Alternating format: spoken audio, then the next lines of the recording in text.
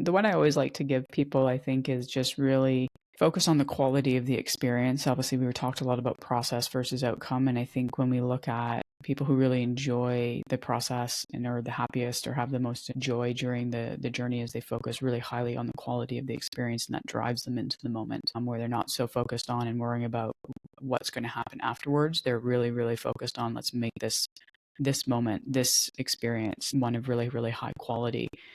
Because when you're there, you're present, everything will flow more easily. You're not overthinking things. You're able to just kind of let, from an athlete standpoint, all of your physical skill sets kind of flow out and flow through you and come to the surface. And that makes it a much more enjoyable journey. Absolutely. And I think if you can do that and you can be in the moment, not just in sport, in life, I think you'll have a better time and more enjoyment, but also more success because you'll have more attention on what you're actually doing in that moment as well. Welcome to They're Not Like Us, the podcast where bold ideas and inspiring stories come to life. I'm your host, Aaron, here to challenge the norms and ignite your potential.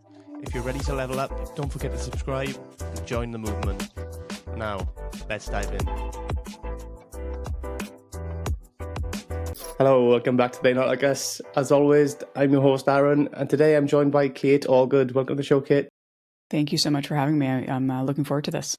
It's my pleasure. Can you tell people a little bit about yourself, please? Yeah, I guess I'll give you a little bit of journey. So I'm originally from Toronto, Canada, and growing up, I was a very big athlete. That was my thing. I was kind of what they would call the natural athlete. I played a lot of different sports, but ice hockey was my primary sport. I went to university for it. Did a couple years pro. Was pegged as a potential candidate for the 2010 Olympics for Canada, and then as I kind of wound down my career, I found myself in San Diego, California, and as most people do when they visit California and San Diego especially, fell in love with the place and decided to move here and figure out, what was next in my life when I retired. And I think sports was always a really big part of my life. I knew it was going to be something I'd probably do as a career. And obviously, though, figuring out what that really did look like. And I explored different options from being a sports agent to a gym teacher to I did actually initially start doing some biomechanic work with athletes, helping with injuries and just overall physical performance. But my undergrad had been in psychology. And so I think there was always a fascination with the mind and understanding the mind and really seeing, even from my own career, the importance of where your headspace is when you perform and whether that's going to allow your performance, all the physical training to come through, or if it's going to get blocked in some way and you're not able to really reach your level or your potential in that moment. So I went back and did 2 master's degrees in psychology, one in sports psychology, one in general psychology. And then now for the last 15 years, I've worked with athletes on the mental side of performance. And I've worked with many different athletes from, American football, soccer, motocross, supercross, hockey, Irish dancers. So I've kind of done it all and seen it all, and anywhere from high school all the way up to professional level athletes. Yes, it's quite difficult to explain to anybody who's never done sport. I've done quite a lot of sport myself, and my psychology was poor, I would say. Wasn't very good at it, and it is a limiting factor, right? Because you can have all the talent in the world, but if you can't kind of get over the mental hurdles and the obstacles that inevitably come with sport and with the challenges that it throws at you, then it becomes really difficult to succeed. It really truly does. I see it all the time. Even with the professional athletes, they're there. They're obviously very skilled, else they wouldn't be a professional athlete. But they know there's this gap between where they're capable of performing and what they're really doing under pressure in competition. And generally, you see that because they're able to do it in practices, right? They might be able to keep up with the best in the world, and then something falters when they go into the high pressure moments. And the only thing that really has changed is what's going on between your 2 ears in that type of context or situation. So understanding what exactly that is for each person and helping them, build a framework so they can then do what they're capable of doing. Yeah, it's a big piece of the puzzle, and I think a lot of, probably in the last kind of 10 years, I'd say 10, 15 years, there's been a lot more interest in the sports psychology side of things, and a lot of people are paying more attention to that part of professional sport, especially, where they've really been kind of honing that and working with sports psychologists and kind of working on their mindset, as well as, the physical skills and the physical abilities to perform whatever that sport may be.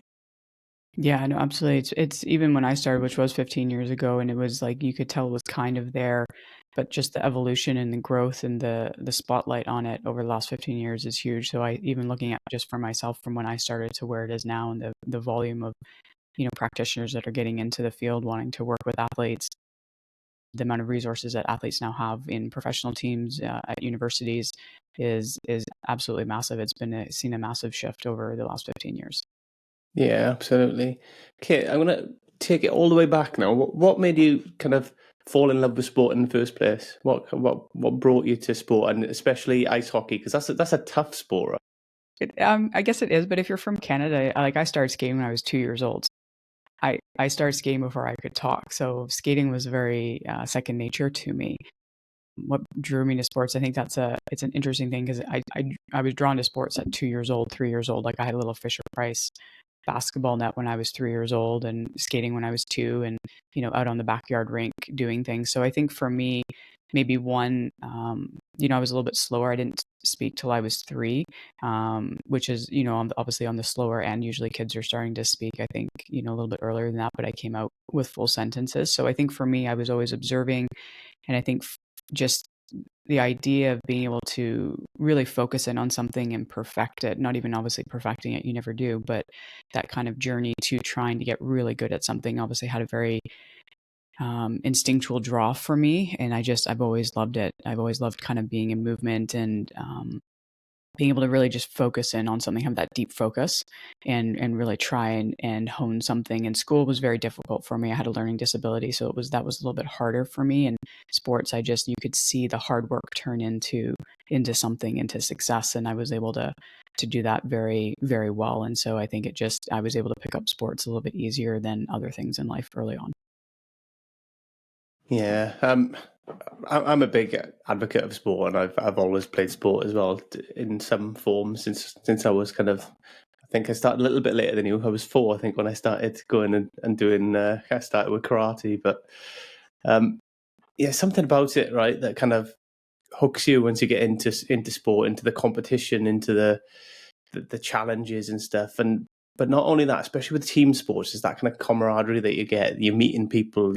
As a kid, you're building up social skills. You're learning how to deal with loss, how to, not be an obnoxious winner, and all these kind of different things as well. Yeah, no, absolutely. I think, yeah, it was an environment and a place that I felt I belonged. I think that's always a big thing for athletes, right? That often draws them in is a feeling of they belong and being a part of something, being a part of something bigger than themselves. And I think was always more drawn to team sports. I actually really love tennis, which is an individual sport, but didn't really play too much competitively, just more of something to do. I think kind of what helped train me and for hockey, but also just to do for fun. I think you always have to have that sport that's just there for fun and you're enjoying it without it being super competitive or trying to accomplish something really big. And yeah, having the teammates, that people support you, and as you said, just learning some of those skills that maybe you wouldn't learn otherwise. As you said, the failing, falling down. Like I got cut from my first team, I think when I was 7. So you learn right away how do you respond and what does that look like, and to learn how to respond in a way that's going to help you just grow and develop and not get too down on yourself and just move forward. And that's just kind of normalized that you don't always get everything. You do have to sometimes reshift and reframe and work a little bit harder to then maybe get the goal that you're looking for. And definitely sports taught me that very young. Yeah, it's an important thing. I think a lot of people who don't play sport miss out on a lot of learning, and I'd say resilience building really builds a lot of resilience in your sport, dealing with defeat, dealing with being cut from teams, and that feeling that you're not performing or you're not doing as well as you'd like to do. And there's so many different factors in sport that translate to life in general. I think it's really, really good for kids to get into that kind of, Absolutely. find a sport, not necessarily have to do this a particular sport, but find a sport that they can explore and do this learning in.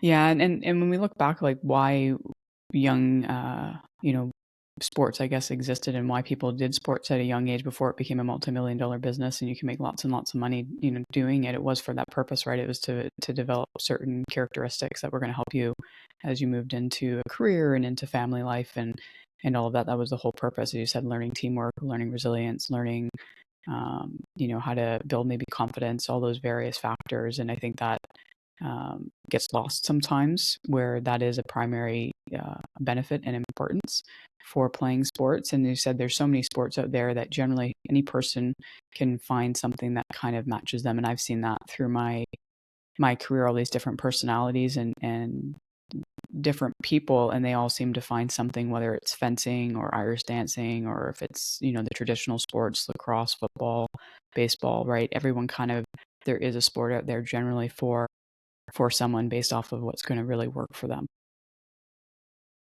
Yeah, absolutely.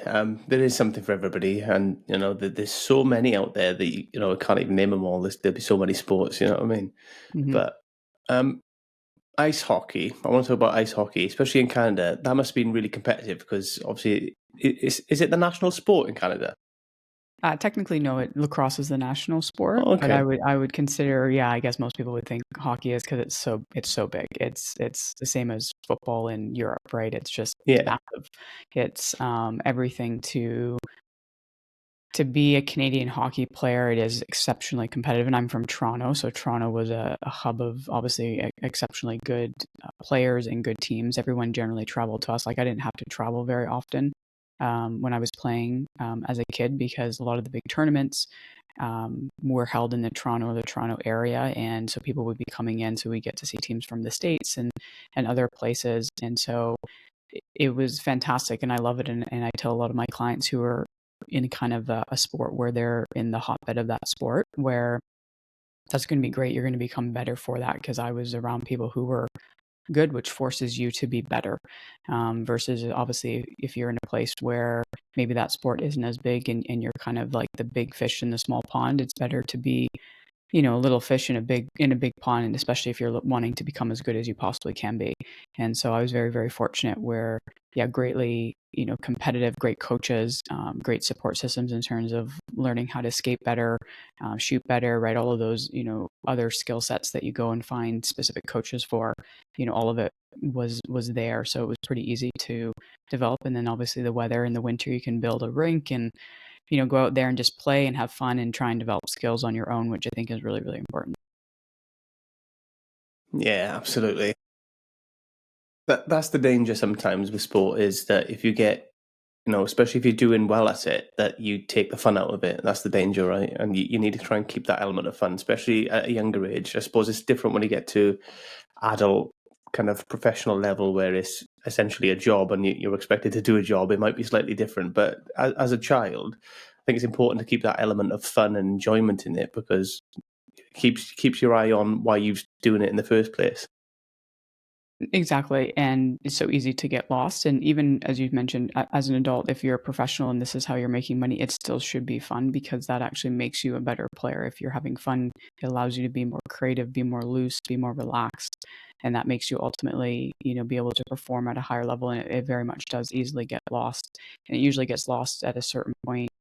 If it does get lost for somebody, when it does start to turn into something, I guess, quote unquote, more serious, maybe they're going to get a scholarship offer, they're aiming for a scholarship offer, or they're wanting to go pro, and it now becomes this thing you have to do, or the outcome becomes, has such weight to it.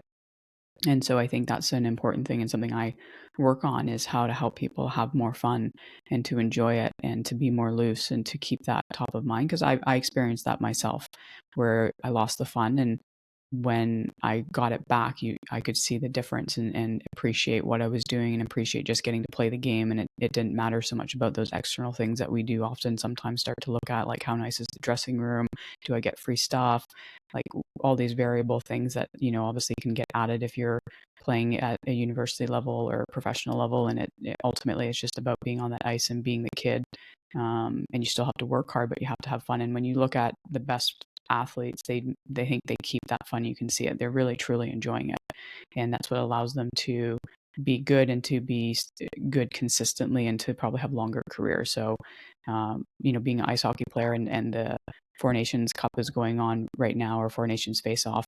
You look at like a Sidney Crosby, and he's in his late 30s, and you can tell he loves the game, and he's still going strong and still having an impact, even though he's the oldest guy in the entire tournament. So that I think is a huge part. Yes, it is important to keep the fun, I suppose, and ultimately as well, you can kind of tell when people are not enjoying it. And that's not just sport. That's kind of generally in life as well. Like any job and stuff. If you're really not enjoying it, people can tell. It's if you're enjoying something and you're really into it, you feel a part of it, and you'll go above and beyond. You'll do a bit more. You'll maybe experiment a little bit, try new things, especially with sport stuff. So it is important to keep that kind of, I want to say smile on your face, but you know what I mean. That kind of joy for what you're doing. So I think when that goes, it can become a bit soulless then potentially. Yeah, no, absolutely. As you said, anything. I think if you're truly enjoying what you're doing, as I say, you never work a day in your life, right? You're enjoying it, and you have a greater impact. You have a greater ability to help people or do whatever it is that you're needing to do. So yeah, it doesn't just mean sports. It means anything. You really do truly have to enjoy what you're doing. Yeah, and as an athlete, generally, speaking, you have a short career, right? So you need to kind of make the most of it as well, and so enjoy it while you've got it because it goes away eventually. Exactly. It goes away very fast, and I think you need to, you said, appreciate the moments, and because yeah, you could have a 2-year career, or you could have a 20-year career as a professional. You don't always know, but I think when you do appreciate it, you're more likely to have the 20-year career because you're enjoying it. It doesn't feel like a job, um, and if it does go away, then you've really made the most out of it, and that's also a part of it. Is one is you have to have the fun, but you also have to understand it's something you're doing, but not who you are. And that obviously helps also with the fun to know that this is just something you're stepping into. And whether it's 2 years or 20 years, at some point it will come to an end from a competitive standpoint. And you kind of have to know who you are and that you are, your self worth and your value is not tied to this very singular thing that you're doing. Yeah, that's an important point, to be honest, because that transition from being an athlete into, I want to say the real world, and that sounds a bit wrong, but you know what I mean. But out of that kind of athlete world where you've been an athlete, you've been doing hopefully a sport that you love for a period of time, and that's been your job and your sole purpose, and all your focus has been towards that for probably the majority of your life at least. Then where do you go from there? That's a difficult breakup to take, right?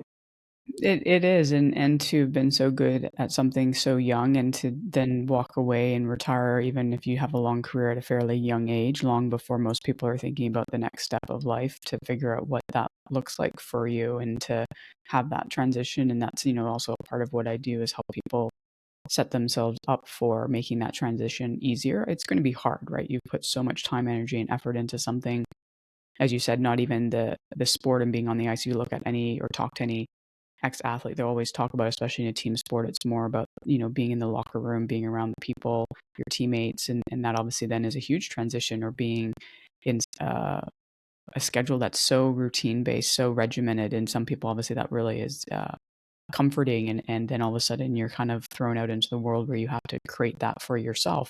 And so how do you set that up? How do you start to think about what you may want to do after sports? And obviously you see that a lot now with athletes who are a little bit older. They're starting to set up some of those things for post their athletic career, to help them with that transition. But then also a big part of it is still understanding who are you if you're not that athlete, and to make sure that you kind of detach yourself and your identity from being the athlete. And that then helps it to know that yes, you're putting a ton of time, energy, effort into this. It takes up most of your time. So even if you don't have a lot of time to explore other parts of what you'd like to do post career, to just know that this is it's a role you're stepping into, and to have a little bit of a detachment from that how much that is you. And then that helps you to kind of obviously be able to step out of it and step into a new role at some point. Yeah, I think is that's something people are more conscious of these days, I think, than they used to be. But I think it's something you need to work on throughout your career potentially, because, like you say, there's a danger that you become institutionalized almost to the sport, and you tie the sport. It is a big part of who you are and what you do. So it's hard because they kind of intertwine a bit, don't they? So you got to kind of have a reasonable distance from it to say, no, that's what I do and I've enjoyed it, have a great time, but it doesn't define me. I can still go on, I can still do this, I can still do that, I can still have a completely different life. No, exactly. And there's different ways to do it. Kind of going back to what I was saying earlier, right? What's the point of sports? One of them is to, develop yourself and to know what you are growing within yourself that will be carried with you into the next thing. Because I think a lot of people just don't know if they'll be good at something else or how to do something else, and to understand that, as we mentioned already, that sports is a great place to facilitate a lot of things that are going to really truly help you, down the road in other aspects of life. And yeah, as you said, from the beginning of your career, if you can just keep that in mind, and there's various ways that to do it to make sure that when you come out of it, it is a little bit of an easier transition. Yeah. What do you make of especially kind of combat sports like boxers and stuff that keep coming back older ages, and kind of, so some of it has got to be financial motivation, but I bet some of it is because they haven't quite let go as well. There's always that possibility. I mean, you never know until are obviously in somebody's head or talk to them. And so obviously looking from the outside in, it's hard to know exactly whether it maybe is a financial motivation. If they need the money, maybe it is hard for them to let it go.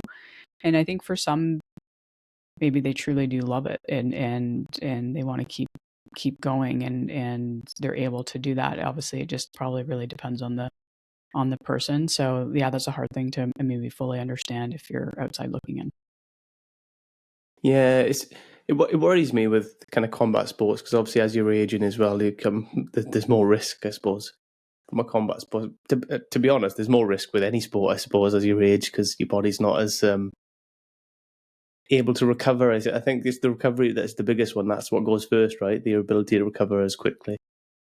Yeah, recovery is a big thing, but as you said, times have changed, and athletes have such, I guess, respect now for the recovery process. Most of them, not all of them. Sometimes it does take till you're getting older and you realize you got to recover a little bit differently.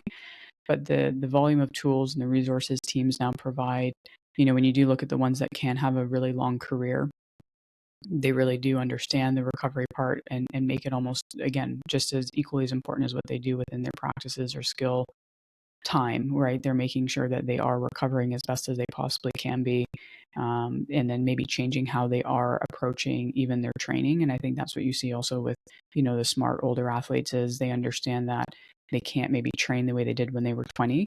When they're 35, you have to change that. It doesn't mean you can't still be impactful with what you're doing, but you need to change it to make sure you are taking care of your body, still making it get to the point where it needs to from a conditioning and strength point of view, but understanding you have to change and be flexible and adapt to, where your body actually is. And, even changing maybe how you approach the game itself. Like, are there ways you have to maybe just slightly adapt to the things that maybe you used to be able to do, but now, other people are, whether faster or whatever it might be, and still be effective. I think that's where you see some of those really great, older athletes are able to really adapt.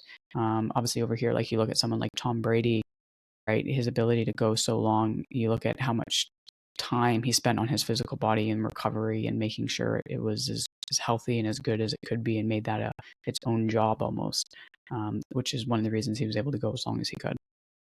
Yeah, definitely. And you see it in football in Europe, in soccer, where really intelligent players, they will just change the way they play as they age, because they're not physically able to, run as fast, cover the same ground, and do everything else. So they adjust their position and their style of play, and they're still really, really effective. But they've been really intelligent about it, and used, all the experience that they've gained, all the wisdom and the ability that they have to kind of just change things up. No, exactly. That's a huge part, and that's also, kind of a mental part as well, because some athletes just can't actually do that. They get so stuck with the role that they play, and needing to, like, whether the role that they had when they were 20, 21, if they were, obviously super fast or whatever it is that their kind of role was or style of play was, and they really have a hard time letting that go and making that transition and adapting to, okay, where am I now and how do I need to adapt my style of play so I can still be effective at this time. And so that's where you see, you said, those intelligent athletes, they're able to let go of the role that they had and not get too identified with it, and be able to adapt with time. And I think that's also very, very important. Absolutely, and I think that the mental game becomes more and more important as you age. I think that kind of experience of being in difficult situations in teams or being in certain situations that you can kind of use that to your advantage, really. No, exactly. Yeah. So how did you cope, Kate, with kind of your transition through your career? Because it kind of works differently as well in kind of Canada and the States than it does in Europe and the UK, especially. Because we don't really do kind of university scholarships and stuff like that. Generally, we tend to kind of recruit kids from local teams and stuff like that, and they get recruited into the big professional teams, and then they kind of develop them through an academy and stuff like that. Yeah, so yeah, it's definitely very different, right? So for me, it was, you play in high school and usually you're playing high school, for me, hockey, which was more of just the fun thing. It wasn't really competitive. And then you have a club team. And so mine was equivalent to what we call like a junior hockey club team over here, where you had, all the, top players for that age group, and you played each other. And, majority of us were going to go off, and I think all of us, I shouldn't say majority, all of us would go off and play, whether in the States or in Canada at the university level. And that would be where the coaches from the university level would be recruiting us. And then you get recruited and go into, university in Canada or a scholarship at the States. And then when I was going through it, there were some professional teams in a professional league, but it was, you're not getting paid. So if you're coming out of university, you can go and, maybe get placed on a team, but there was no drafting. There was none of that. They would just kind of, come up to you and say, hey, we want you on the team, but you're going to have to still have a job and everything. Like, you maybe get one practice a week. You don't get a lot of ice time. And you play on the weekends. It would be the level where all the Olympic players would play, but that was a big issue, back in the day, where the best players, you would get the best hockey at the university level. So a lot of the Olympic players or national team players were at the university level because they're getting to practice and play consistently. Because once you graduate, you're not really getting much ice time and ability to really continue to practice and compete at a high level. But that has now changed. Now there is, from a women's standpoint, obviously the males always had the professional league as an option. They had different routes they could take. You could go university, you could go junior route, and then go off to the pros and be in a minor league for the pros. But for women, now there is a professional league. So now it's different. You can come out of university, be drafted, and then go off. But yeah, like over here, all of the sports, I think except for basketball, I think basketball you can get drafted right out of high school. You're generally going to be going through university before you head off to that next level. And then when you're done, you're kind of transitioning and moving on with the next chapter of your life. Yeah, to be honest, I think arguably the way that you guys do it out there is better with the high school, doing it through school and university and stuff like that. Because I think in the UK, so I talk about football especially because that's the biggest sport in the UK.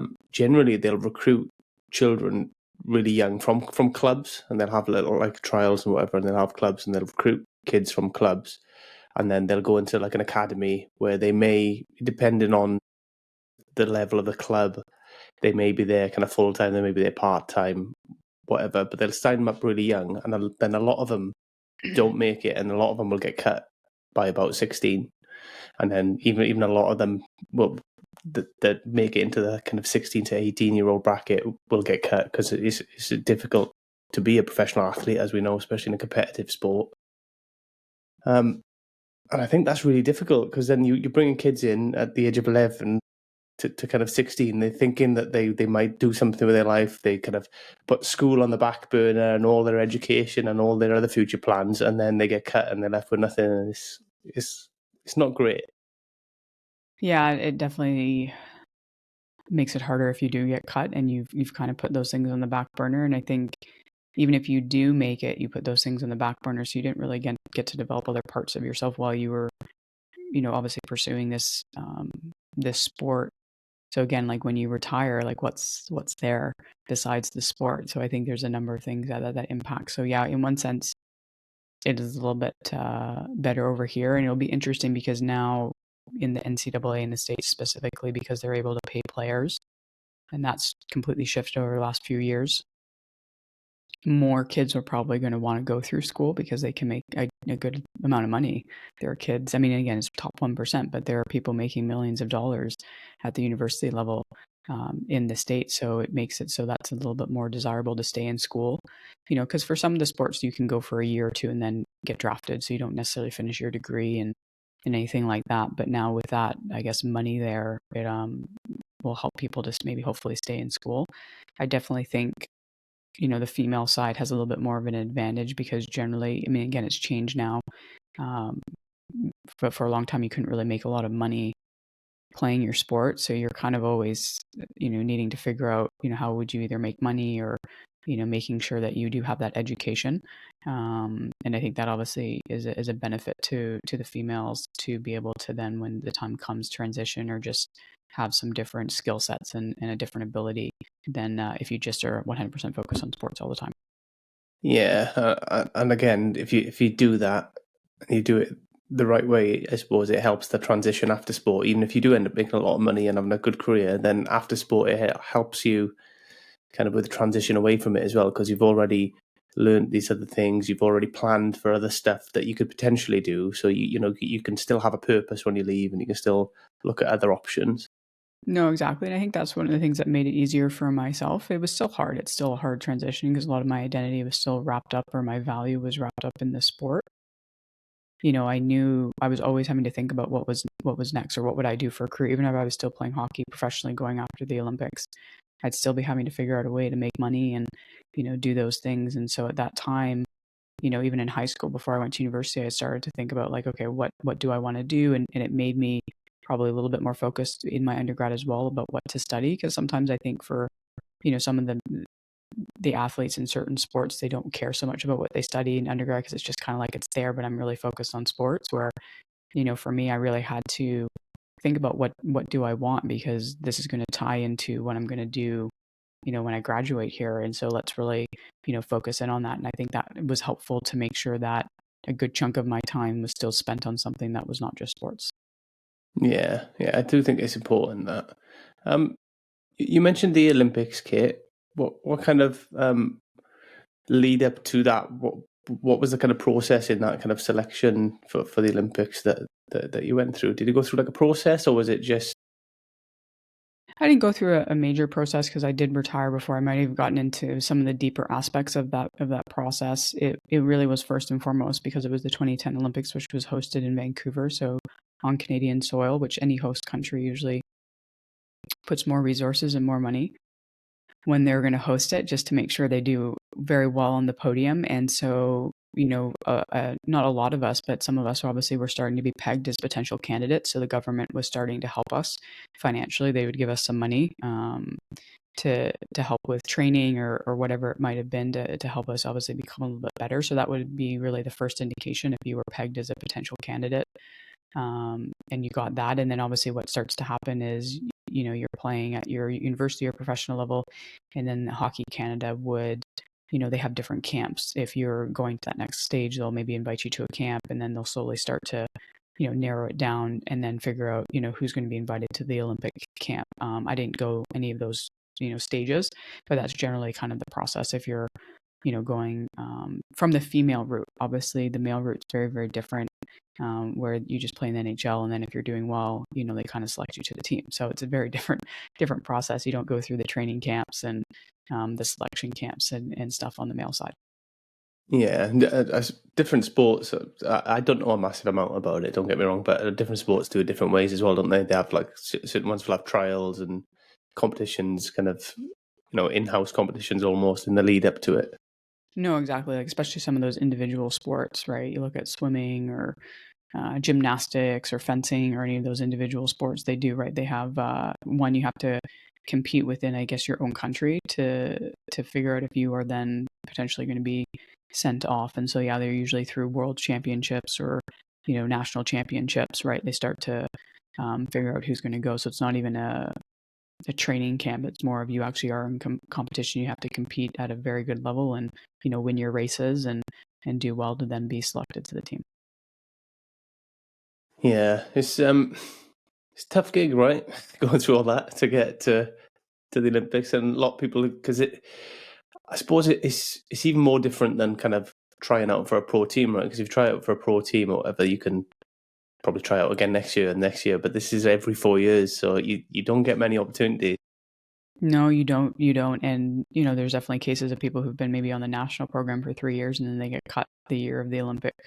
So then they don't go to the Olympics, right? And you're kind of thinking it. So it is very different. As you said, you can just, retry out for a pro team, or, another pro team may want you. If you get cut from one team, you'll get signed by another team. So it's very different where this is 4 years in the making for majority of the athletes, where this is it. Like, this is, they don't have a professional league. They're training just for this moment, and to either make it or not make it, or to, if you make it, then go there and maybe not do as well as you could. It's a lot to gear yourself up for just 4 years, every 4 years, for one singular moment.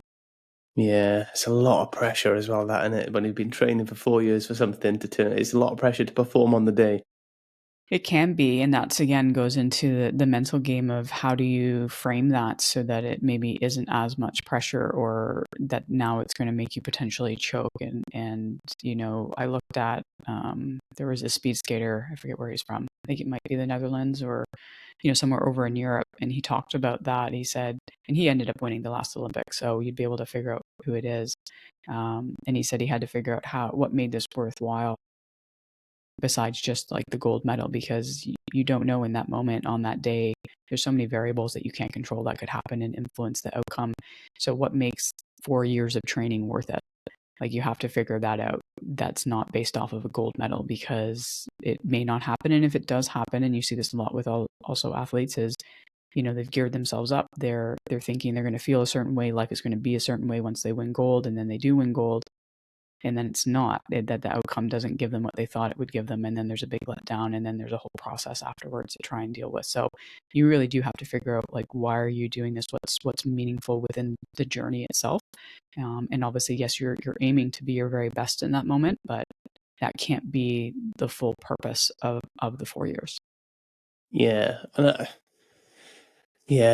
I completely agree with that. And I think if you hang everything on that, that winning the medal or wherever it may be, then it becomes difficult, right? You've got to really enjoy the process, and it's got to be about the process and enjoying the ride and the moments along the way, because that's what you're creating. You're creating, like, great memories along the way, and enjoyable moments that you can kind of, I don't know, kind of fill up your basket of life to go, like, oh yeah, I got this great memory, that great memory. Winning a medal is fantastic, but it's short-lived, right?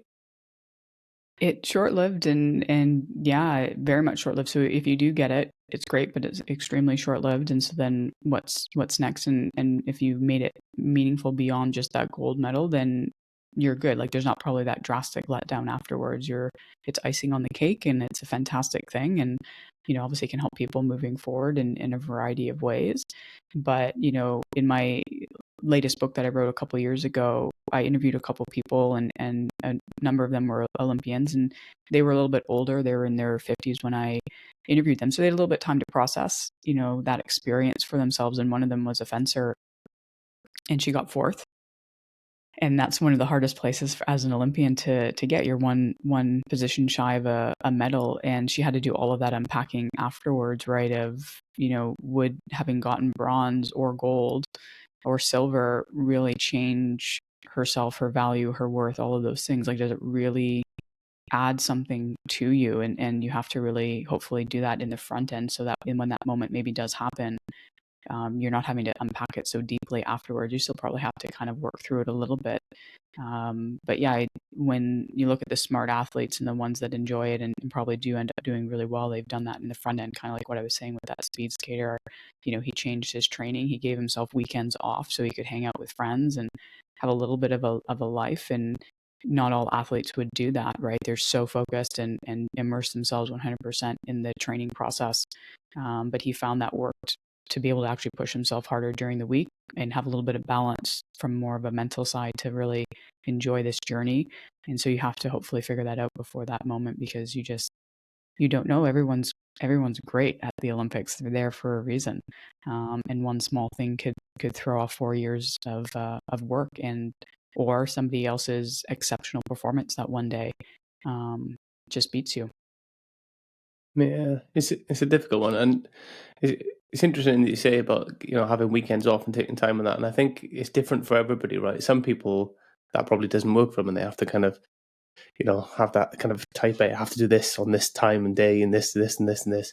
Whereas other people kind of need that release, that kind of normality, and live life and kind of step away from it to function. And ultimately, whatever works best for your performance is the right thing to do.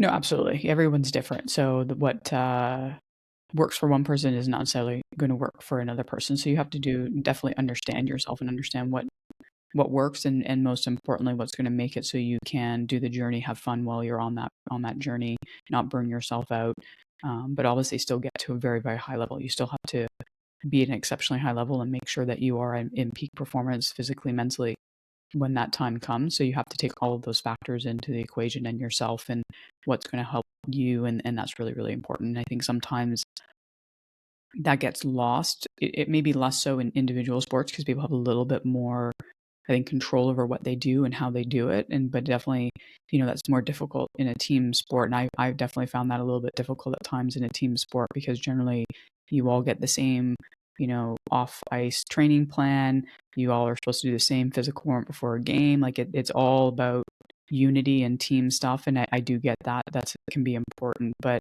and I think it's changed a little bit now. Maybe when you get into the pro level, right, there's a little bit more room for that individuality of how do you get yourself prepared.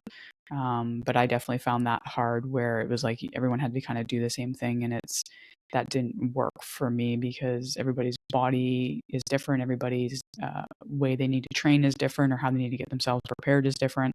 So to kind of, put everyone in a box, I found a little bit hard at times. Yeah, definitely. And I think I've seen that. I've been around kind of professional environments with kind of rugby teams and stuff like that, and they do now, well, a lot more. Not everybody, but a lot more. They'll do the group sessions, which obviously you have to do, is very important. But they will also program in some time for individual stuff, so people can go and kind of work on what they want to work on, or what they need to work on, and what's been kind of agreed with them and the coaches what they need to work on. And I think that's an important aspect to fit in, really, so that you can kind of, like you say, do the things that you need to do to kind of develop yourself.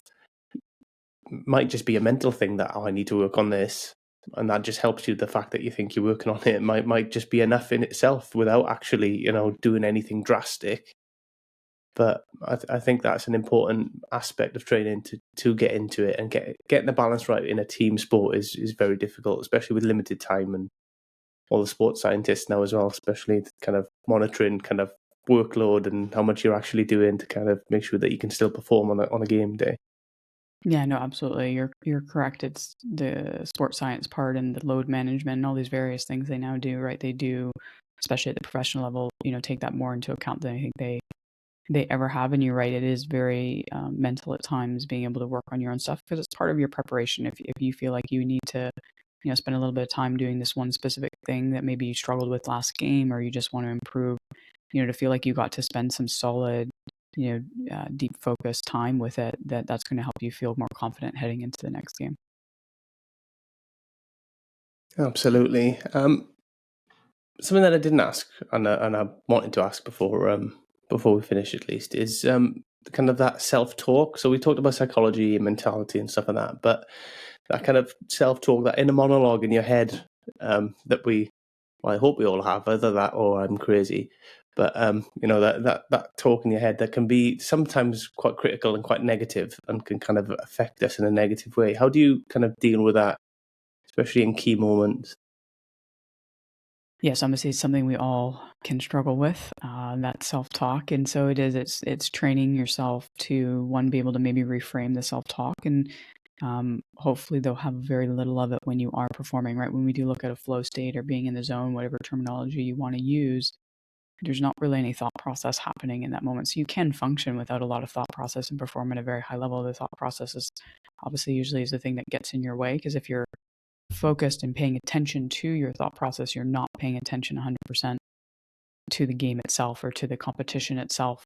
And you have to be able to do that right where your focus is everything. As an athlete, it either is going to make you be able to perform up to your potential or not. And so learning to kind of detach a little bit and observe your thoughts so that you can then direct your attention where it needs to go is really a key skill for athletes. And that's the thing that's really important, is the thought itself is not a problem, and it's going to happen. Like, you look at all athletes, even great athletes, they might have a thought of self-doubt or a negative thought. It's how attached you get to it, how important do you um, I guess, see that thought as, or how much do you believe that thought, and then kind of get attached to it and maybe go down a path and create a story and elaborate on that one thought. That's really the difference, is if you can just have that thought and then it's dropped, it's gone, and you're focused back on what you're supposed to be, the thought itself is not the issue. Yeah, that's interesting you say that, because I definitely agree with that as well, because it's the opposite way, right? You can have a positive thought, but if you don't buy into it, you don't believe it, it's worthless, right? No, exactly, right? So it's why, and I'm more of the proponent of neutral self-talk versus positive self-talk if you're trying to move away from negative, because a lot of athletes that I work with, when they try to do positive self-talk, they don't believe it. So then it's nothing. They're just trying to think really positively. It's not really working. They end up getting frustrated, or they're just creating a lot of noise in their own mind because they're trying to like overshadow or talk over the negative self-talk with positive self-talk, and now you're just creating a lot of noise.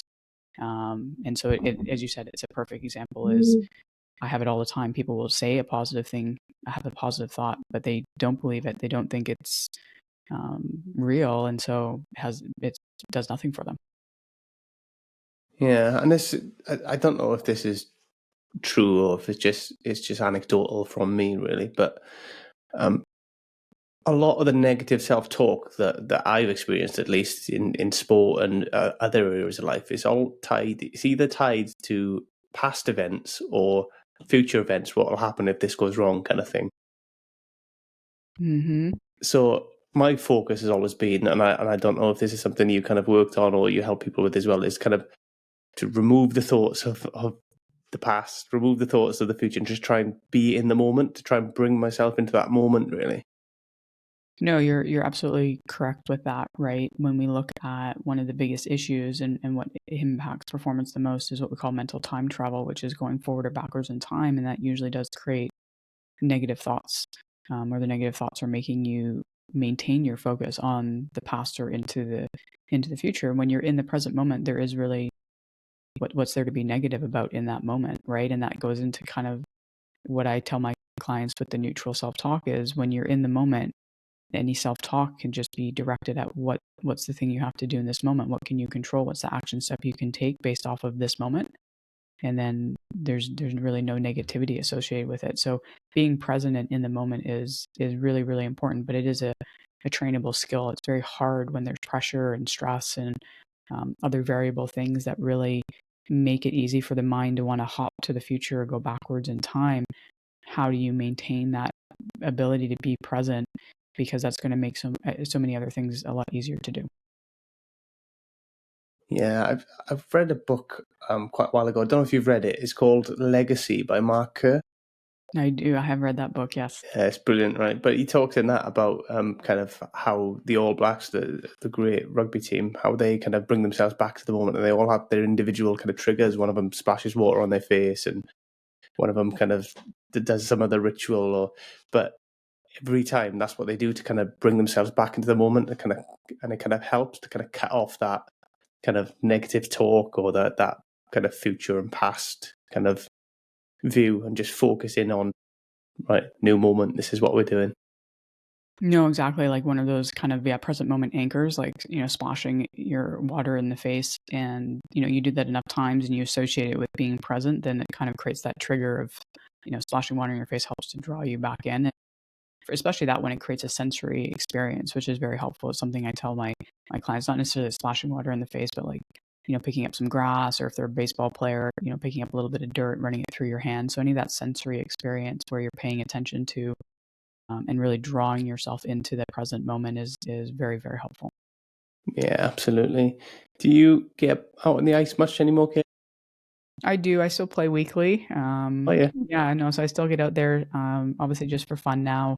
Sometimes it's kind of in a what we call it over here, a beer league. Now it's just more of a pickup kind of style game, which is even more fun. It's almost kind of like being a kid again when you just go and play at the local rink and play pickup. And we do keep score a little bit, but there's no refs, and you're just out there having fun and being competitive, and that's a lot of fun. And then if I ever go back to I sometimes will go back in the winter. I didn't this year, but go back to visit my family in Toronto. My dad still builds a rink, so then I'll get on the ice out there in the winter and kind of play around. And I really enjoy that because then that really does take me back to being a kid. I think that was one of my favorite things. I've always loved just being on the ice and honing skills and um, you know exploring my own potential. That what I think made me the most just enjoyment and happiest when I was doing that. So that's a lot of fun for me. Yeah, that's good. I don't know how you do it, to be honest. I don't have the best hand-eye coordination as it is, but let alone doing it on ice, I think I'd have no chance. Well, again, if you start learning to skate when you're 2, it becomes a little bit easier when you're developing those skill sets at a pretty young age, and you don't care so much about messing up and all those things. You're not as self-conscious. I think that helps a lot to learn it, because then by the time you're getting older, it's just all second nature. Yeah, I mean, I can barely skate. I can do a little bit, but I can not get myself killed, but not good enough to kind of compete in a sport on there, which is a shame, really, because I always liked the Mighty Ducks when I was growing up, so I always wanted always Yeah. wanted to do a little bit. Yeah, it is hard. It is hard to coordinate the skating and the stick handling if you're not used to that. But yeah, if you do it young enough, you're good. But that's where I give my hats off to. I've definitely know some adults who've done learn to skate and learn to play hockey and figuring it out, and I give them a lot of credit because it's not easy to do when you get older. Yeah, definitely. It's a challenge. Hmm. It's not the easiest to get a handle on. I did have rollerblades as well. I had to kind of, because we don't have many ice rinks in the UK, really, not a massive amount. We used to have to travel, so we had rollerblades, me and my friends, rollerblades and hockey sticks, and we would go out and play and pretend we were the Mighty Ducks. Oh, so you got some of it down. If you can rollerblade and play hockey, you're pretty good then. You're like Oh no, but I could play hockey as a loose term, really loose. We were trying, but it was, we weren't good. Yeah. That's fun. Yeah. I mean, it's not much different than how, not here in Southern California. There's not a huge amount of rinks in San Diego. I think there's only 5 down here. So a lot of kids grow up playing roller hockey and do that because that's obviously a little bit easier. And I did that growing up, on the street in front of the house. You'd throw on the rollerblades, play a little bit of hockey. That's what you kind of did in the summer. Yeah, it's good laugh, to be fair. Hmm. Kate, you mentioned briefly your book earlier. Tell me a little bit about your book.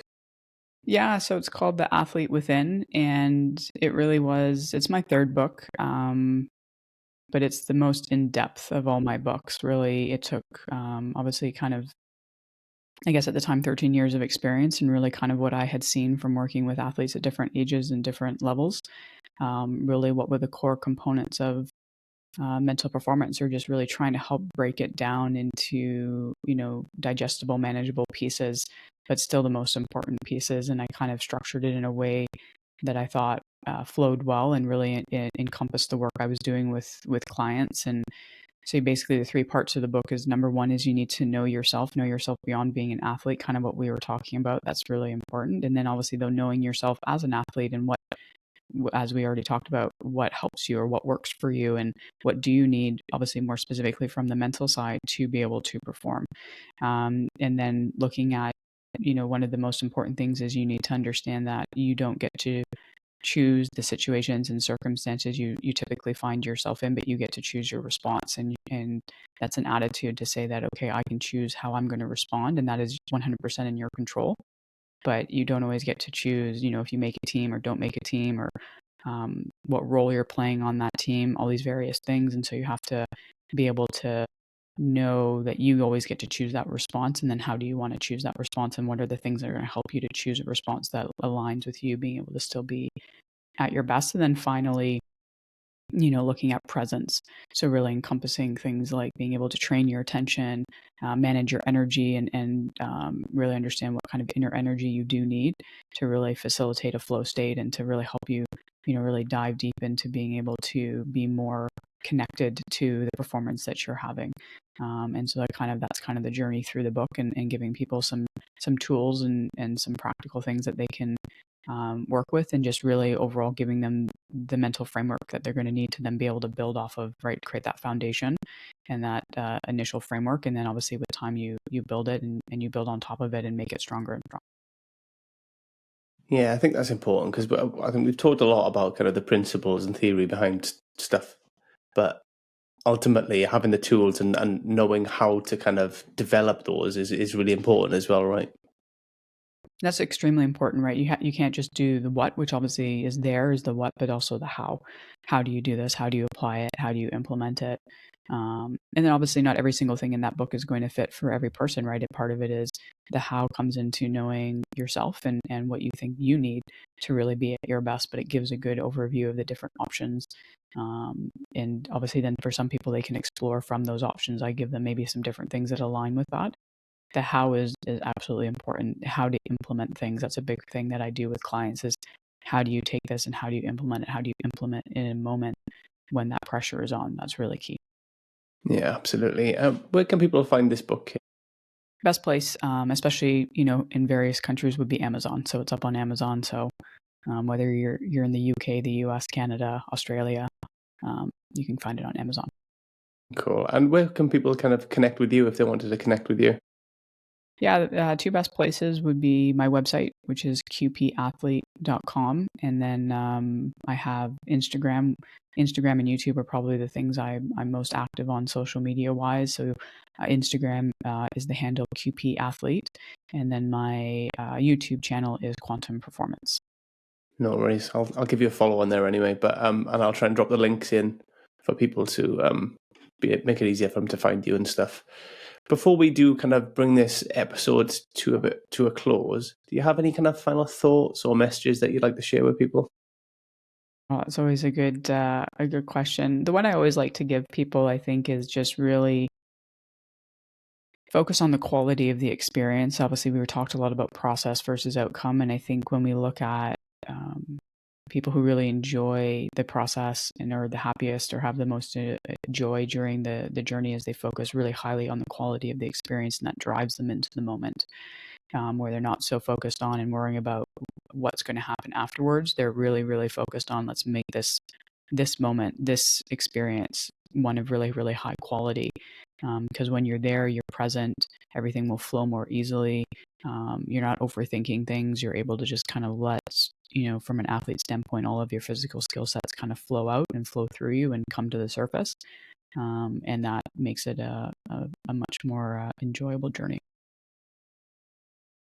Absolutely. And I think if you can do that and you can be in the moment, not just in sport, in life, I think you'll have a better time and more enjoyment, but also more success, because you'll have more attention on what you're actually doing in that moment as well. No, exactly. It isn't just for sports. The individual who kind of was the, I guess, grandfather of flow state. His whole purpose was just, seeing what made people the happiest. It wasn't athletes specifically. And that's where he found, that these people really focused on the quality of the experience, and they really made a purpose to make their life designed with that in mind. And he found that those people were not only the happiest, but then they described the kind of the states they got into as flowy, and that's where the flow state came from. So it really was not just for athletes; it was for people. Yeah, absolutely. Kate, it's been fantastic having you on the show. I really appreciate you taking the time to talk to us today. So thank you very much for that. Yeah, no, I've really enjoyed the conversation. Thank you so much for having me. No problem at all. Take care. Thank you. Thanks. Bye. Thanks again for being part of this journey. Stay tuned. We've got even more great conversations coming your way.